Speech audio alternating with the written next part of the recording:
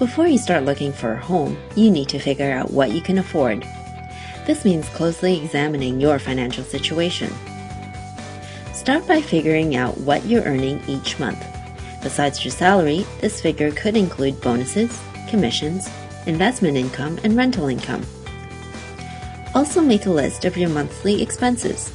These could include your rent, utilities, TV and internet service. If you take public transit, include your monthly fare. Or if you drive, include things like parking, gas, and insurance.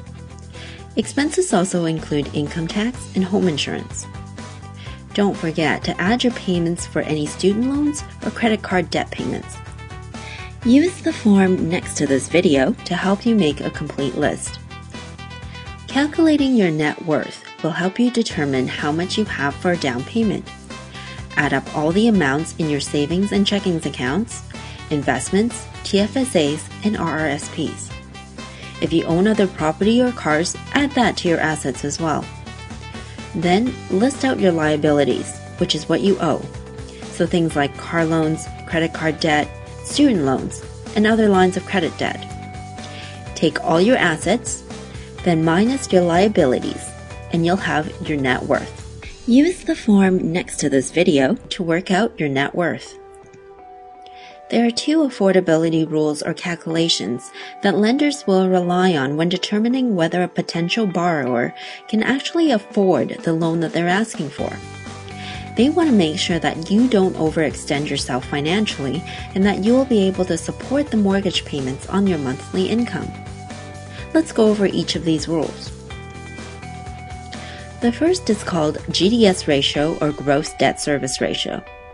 Most lenders recommend that you spend no more than 32% of your gross monthly income on housing costs.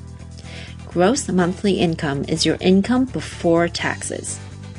And housing costs in the context of the GDS ratio includes monthly mortgage principal, monthly mortgage interest, taxes, and heating costs, or PITH, PITH for short. If you're buying a condo, you should add half of every month's condominium or strata fees into your PITH total.